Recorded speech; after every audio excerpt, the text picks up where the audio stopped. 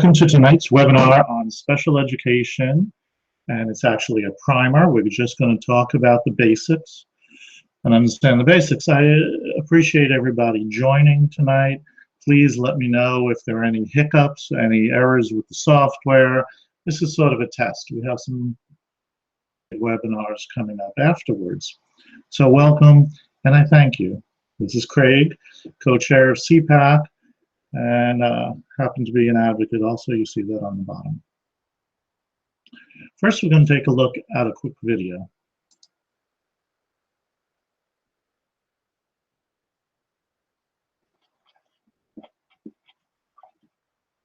My son Max has lots of energy and no interest in reading. At school, it was becoming a problem. But my sister's a teacher, and she wondered if Max might need some form of special education. And I said, no way. He's perfect. But she said he can be perfect and still have special needs. She said special education is an umbrella term for all sorts of challenges. Some issues are obvious, but some are harder to identify. I ignored her. But over time, my bright boy seemed to lose his bounce. He stopped wanting to go to school. He said he was stupid. It broke my heart.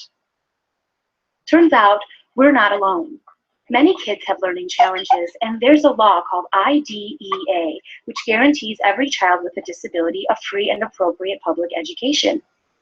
In fact, if a learning problem is suspected, public schools are legally required to have the child evaluated, but families may have to request it.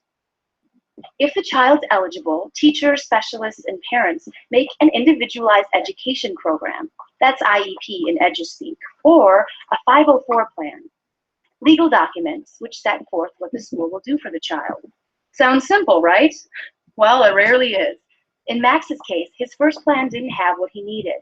Thanks to my sister, I learned that in order to get Max the right support, I might have to be, well, persistent. She helped me research Max's options. Most students getting special services stay in their ordinary classrooms, but get extra support like tutoring or extra time on tests.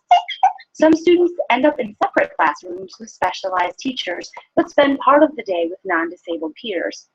Finally, a few schools, most of them private, only serve students with specific needs like autism or dyslexia. I found the best path for my child, and you can too. Worried your child might need something special? Do your research. Go to great schools and visit a range of schools. With your help, your child will thrive.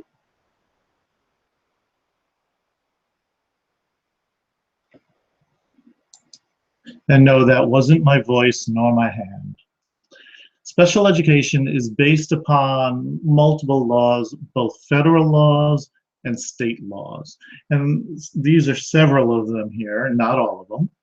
And you won't need to be familiar with all of them. You should just know at this point that they exist. The IDEA being the primary federal law, but NCLB, ESSA, which is new, Section 504 of the Rehabilitation Act is important for students on 504 plans. We'll learn more about them in another webinar. The ADA and the Mass General Laws. When you see the 603 CMR, as we have at the last bullet here, on other slides, I'm just referring to a specific part of the general laws concerning special ed. Special education is when there is specifically designed instruction. And we'll be going through all of these. That meets the unique needs of a child with a disability. That is like the famous quote of what it is. Okay? And it's important to understand it's when the instruction is specially designed for that student. It must be free, and you can get special ed whether the student's in the classroom, home, hospital, institutionalized. Okay, the state and the government is responsible for educating every child, no matter where they are. The first issue is, does the student have a qualifying disability? Student must have a disability for special ed in order to receive special ed. Okay? So that's always the first step when we talk about eligibility. The IDEA, the federal law, does have a list of disabilities that require special ed. And they use some terminology that's a little old. And we see on the bottom where I reference 34 CFR 300.8, that again is a reference to the law where you would find these. Massachusetts has reworded them, not made it less, made it a little friendlier. So in the Massachusetts general laws, these are the bullet points for disabilities that will qualify for special ed, not necessarily get special ed. And we'll see that in a minute. Some of these are more specific than others. Autism, being on the spectrum. Emotional is interesting. Emotional impairment is usually called social emotional, and that is more difficult to get actual medical documentation on. There are students who have anxiety and depression but do very well learning most of the time. That one's a little more difficult to deal with. Some of them are very straightforward. Physical impairment does include various kinds of impairments that will change the learning, like cerebral palsy, for instance. Specific learning disability is a category that does include things like dyslexia and other impairments. So some of these are wider than others, and there's a good amount of documentation out of the Department of Ed, Massachusetts Department of Ed, that goes further in depth and explains and talks about each of the qualifying disabilities. If a student is making what we call effective progress in school, then despite the disability, they're not eligible for special education. There are some little holes in that, and we'll talk about that in the webinar on parents' rights and safeguards. So this is a general, most of the time statement.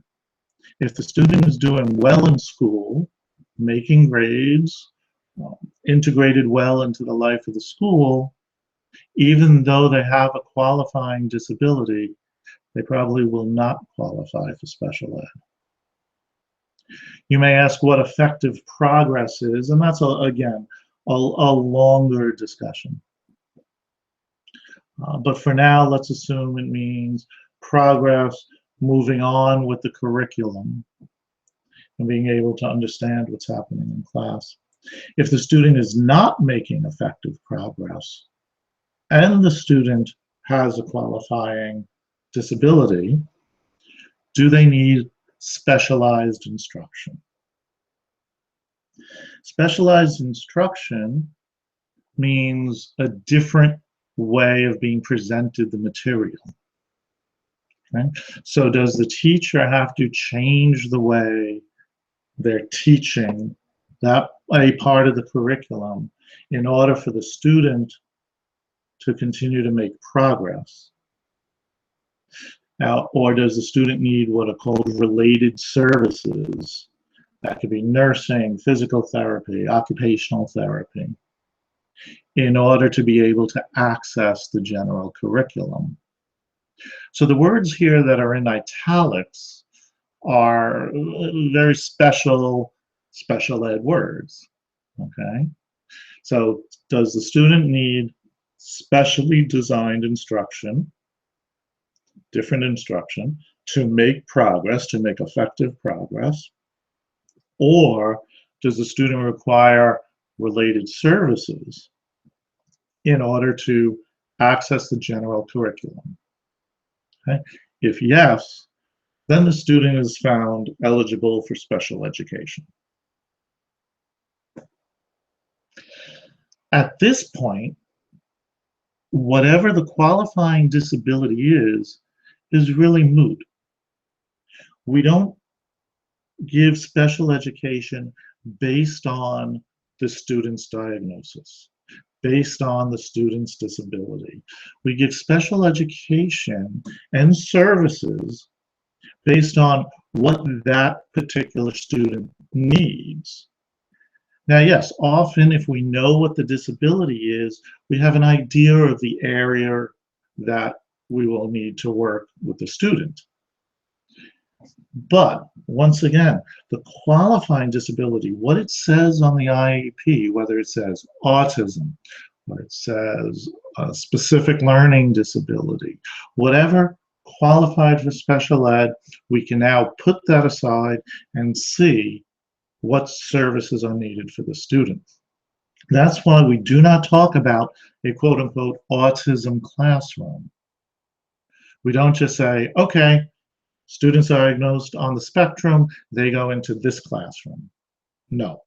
We might say the student has trouble with communication, has sensory issues, so let's go into this area or this classroom that deals with those types of symptoms, if you will.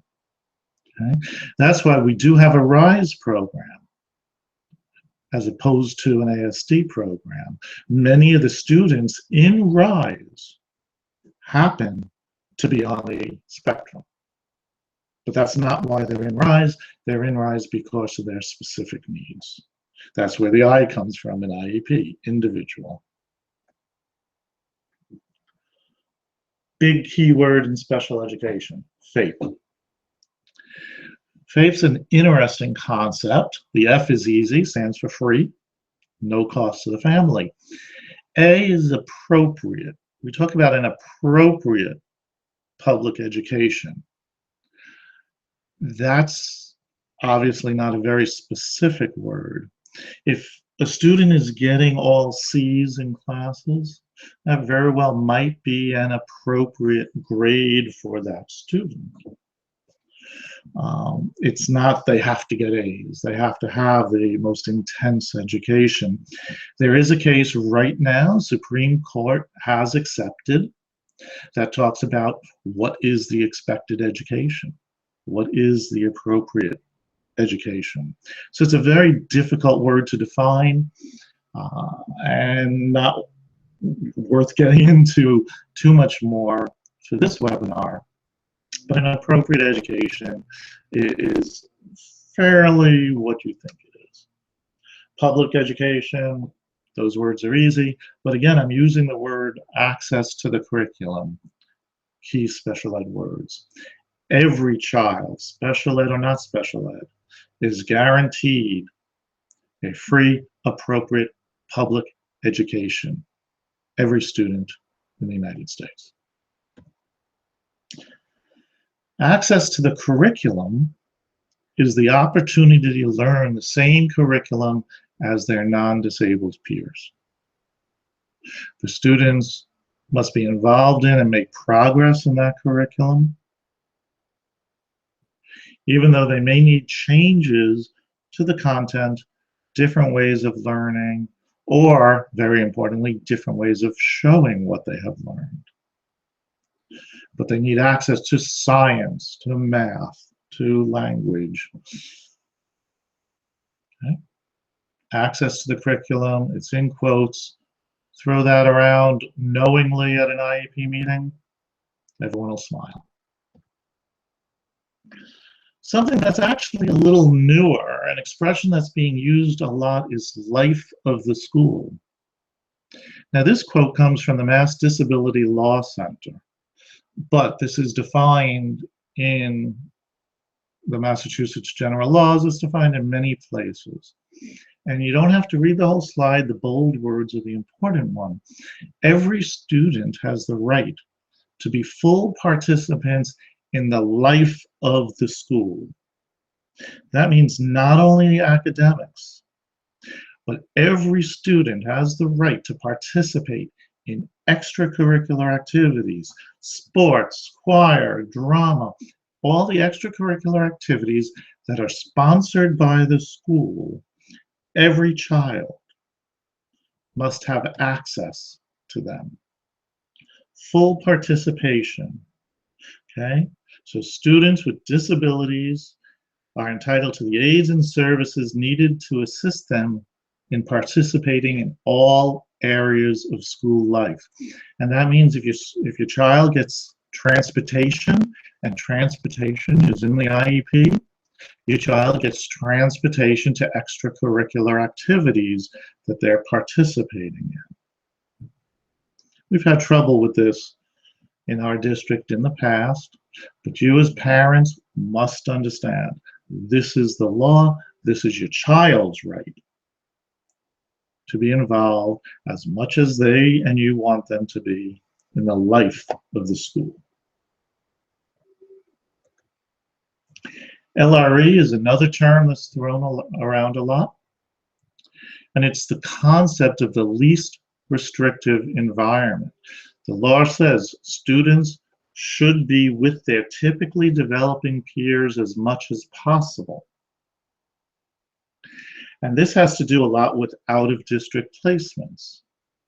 If your student is going to a school outside the district for their needs, and there are two schools that are equivalent, Massachusetts general law says you pick the one closest to home. Least restrictive environment is not only the actual environment, but it's where it is. So as a better example to continue, a student who is in the regular classroom with their typically developing peers in their home school is in the least restrictive environment. If the student gets pulled out for tutoring, special education, it's a little more restricted. If your student is all day in a separate classroom, a substantially separate classroom, that's a more restrictive environment than their regular classroom. If they go to another school in the district, so if your student home school is Driscoll, for instance, yet they're in a learning center that's in Upper Devo, they are in an even more restricted environment. If they go to an out-of-district day school, that's even more restricted. Out-of-district residential placement, more. All the way to if they're in a CBAT or if they're in some type of hospital setting, even hopefully not, okay, if they're in a juvenile detention center and they're getting an education. So the law is very clear, federal law, Massachusetts law, the child must be in the least restrictive environment, which is something districts use to also bring students back in. If there's a student in an out-of-district placement and the district is able to fully accommodate that student in district, the law says the student must be at the in-district placement. That gets into many other areas. So the concept of the student being in the least restrictive environment, and that is how you can make sure that the system is doing the best with your child by integrating them the most possible. Okay? If your student is in a co-taught science class, they shouldn't be pulled out. Okay? They should be in that classroom as much as possible. Okay? Because even just the pull out during some part of the class is somewhat of a higher restriction. So if we put together the jargon we've just seen, the district must place the student in the least restrictive environment in which the student can access the curriculum. Then the student is receiving FAPE as defined for that student.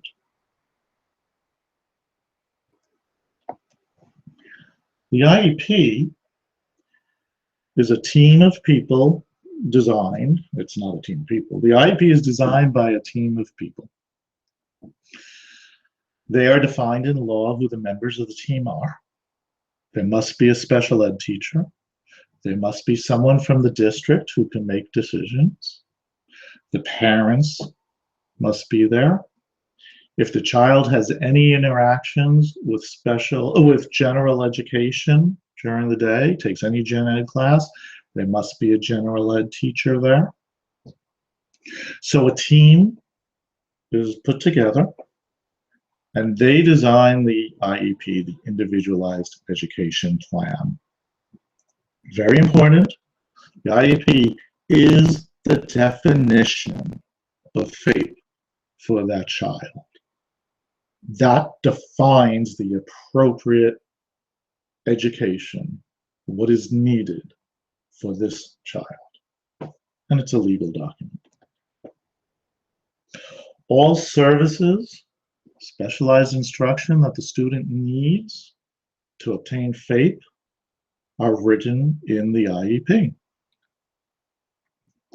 Once a year, typically we take a look at the IEP, have another team meeting. You can have many, many more team meetings than that, but typically once a year there's another team meeting and you determine, has the student been receiving FAPE? Has the education been working? What do we have to change?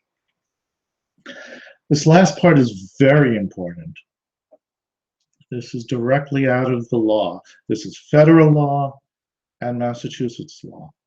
The district must ensure that the parent is present at the IEP meeting by giving proper notification and scheduling at a mutually agreed time and place. It is possible for the parent to agree to be on a speakerphone during the meeting, and it's highly discouraged, but it is possible for everyone to agree that the parent won't be there, but don't do that. So it is up to the district to give you proper notification, and it has to be a mutually agreed time and place.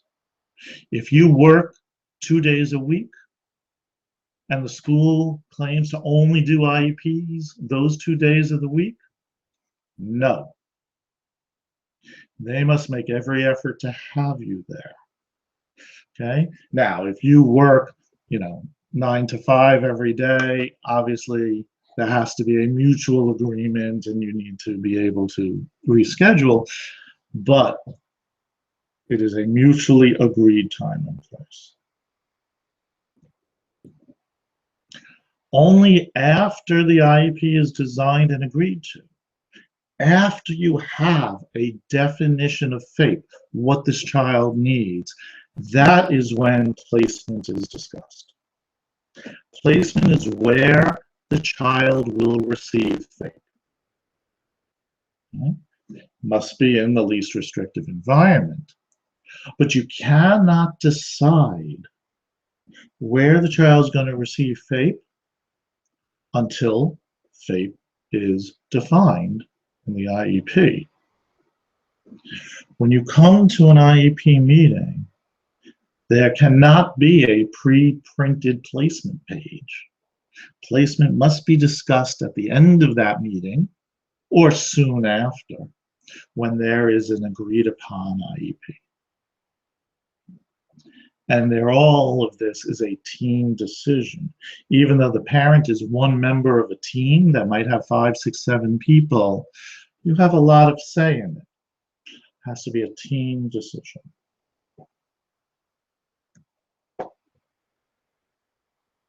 So wrapping it up, what is special education? When a student has a qualifying disability and they receive a free and appropriate education within the least restrictive environment, they have access to and making effective progress in the curriculum, and they have access to the life of the school as defined in an individualized education program, then that student is properly receiving special education. A lot of big words, and I have this slideshow available, also as a PDF file. Okay, but these are the basics of special education, the goals, the basics, and your rights, and your students' rights. You have to keep them all in mind. So that's the end of the basic special education primer. We're going to have several webinars. We're going to have one on parent safeguards and rights, and that will go more into this, what you can do, your responsibilities the school's responsibilities. And that's a seminar workshop that is required by law to be given once a year. We're also going to very soon have a webinar on bullying and why it's out of control in Brookline and nobody talks about it, what we can do, and how we can make sure, and I guarantee you, how we can make sure your student is not being bullied. So that's where we're going to go from here. I hope this webinar worked for everybody. Give me feedback, emails, call me, Facebook. Make sure you join us on Facebook at the SPED-PAC, Brookline SPED-PAC. And thank you. Thank you for your attention, and have a good evening.